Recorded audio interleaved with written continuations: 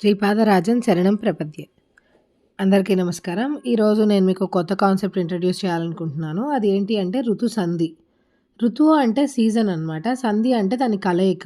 అంటే ముందు ఉన్న సీజన్ వెళ్ళిపోయి నెక్స్ట్ సీజన్ వచ్చే టైంలో మధ్యలో ఉండే గ్యాప్ ఉంటుంది కదా! అదే ఋతు సంధి. ఆ సీజన్, ఈ సీజన్ కలయిక అనమాట. సో, ఇది ఎప్పుడు తీసుకుంటాము అంటే ముందు ఋతువు ఆల్రెడీ రన్నింగ్ ఋతువులో మనకి ఉన్న 7 డేస్ అండ్ రాబోయే ఋతువులో ఫస్ట్ 7 డేస్.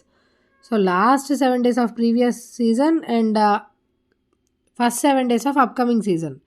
దాన్ని ఋతు సంధి అంటాము.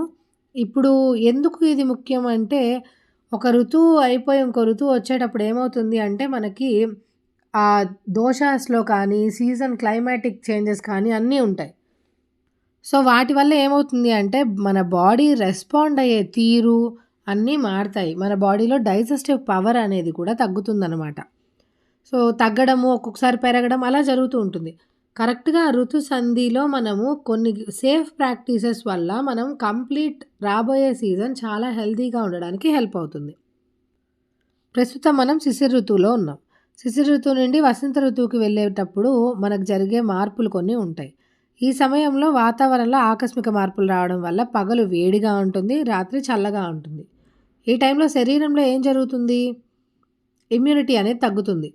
రోగనిరోధక శక్తి తగ్గడం వల్ల మనము ఫాస్ట్‌గా డిసీజ్ రావడానికి మన బాడీ సిద్ధమవుతూ ఉంటుందన్నమాట. సో, ఇప్పుడేమవుతుంది? కఫం కూడా కరుగుతుంది. కఫం కరుగుతుంది కానీ త్వరగా ఎక్స్‌పెల్ అవ్వదు బయటకి. సో, అది ఎక్స్‌పెల్ చేయడం కూడా మనకు చాలా ఇంపార్టెంట్. సో, ఈ టైంలో మనం చేయాల్సినవేంటి, చేయకూడనివేంటో చూద్దాం. చేయాల్సినవి ఏంటి అంటే గోరువెచ్చటి నీళ్లు తాగాలి. దానివల్ల మన డైజెషన్ ఇంప్రూవ్ అవుతుంది అండ్ కఫం కరగడం అనేది ఫాస్టెన్ అవుతుంది. అండ్ చల్లని నీళ్ళు అస్సలు తీసుకోకూడదు. చల్లని పానీయాలు ఏవి తీసుకోకూడదు. కూల్ డ్రింక్స్ కావచ్చు, ఫ్రిజ్ వాటర్, ఐస్ క్రీమ్స్ ఇలాంటివన్నీ అవాయిడ్ చేయాలి. హనీ తీసుకోవాలి. తేనె తీసుకోవడం వల్ల రోజుకి మినిమం 1 స్పూన్ అయినా మనకు కఫం అనేది స్క్రాప్ అయిపోయి నీట్‌గా కరిగిన కఫం బయటకి క్లీన్‌గా తుడిచిపెట్టినట్టు రావడానికి హెల్ప్ అవుతుంది. అండ్ డే స్లీప్ దివాస్వప్నం అనేది అస్సలు చేయకూడదు. సో, దీనివల్ల ఏమవుతుంది అంటే బాడీలో కఫం పెరిగి జలుబు, దగ్గు ఇలాంటివన్నీ ఎక్కువైపోతూ ఉంటాయి. అండ్ ఇంకా మనకి డైజెషన్‌లో ఇబ్బందులు ఉంటాయి కాబట్టి తేలికపాటి ఆహారం తీసుకోవాలి. సో, హెవీగా ఫుడ్ తీసుకోకూడదు. దానివల్ల మనకి అగ్ని ఆల్రెడీ తక్కువ ఉండి అది ఆమం కింద ఫామ్ అయ్యి మనకి ఇండైజెషన్ వల్ల బాడీ పెయిన్స్ అవన్నీ వచ్చే అవకాశం కూడా ఎక్కువగా ఉంటుంది. సో, ఈ సీజన్‌లో ఈజీగా డైజెస్ట్ అయ్యే ఫుడ్ తీసుకోవడానికే ట్రై చేయండి. అండ్ వ్యాయామం, ఎక్సర్సైజెస్ అనేవి ప్రతిరోజు యోగా లేదా నడక ద్వారా శరీరంలో చెమట పట్టేలా చేయాలి. సో, ఆ స్వెట్టింగ్ వల్ల కూడా మన బాడీలో ఉండే ఎక్సెస్ వేస్ట్ అనేది త్వరగా బయటికెళ్ళిపోతుంది. అతిగా తినడంని అవాయిడ్ చేసుకోవాలి. సో దట్ ఇండైజెషన్ అనేది రాకుండా ఉంటుంది. మనం తినే ఫుడ్‌లో సొంఠి, మిరియాలు యాడ్ చేసుకోవాలి. వాటి వల్ల మనకి రోగనిరోధక శక్తి అనేది పెరుగుతుందనమాట. సో, ఏసీని అవాయిడ్ చేసుకోవాలి. ఇమ్మీడియేట్‌గా ఎండలు స్టార్ట్ అయ్యాయి కదా! ఏసీ వేసుకుందామని ఏసీ స్టార్ట్ చేశారు అంటే బాడీలో కఫం పేరుకుపోయి అది అలా డిసీజెస్ మనకి ఈజీగా రావడానికి దారితీస్తుందనమాట.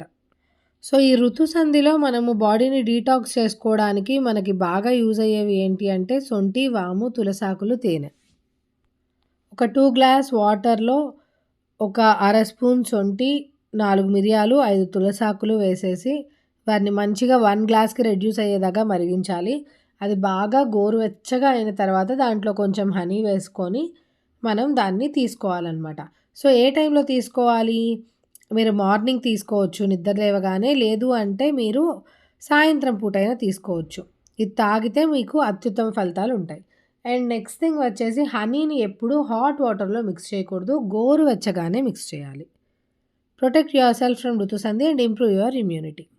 Thank you.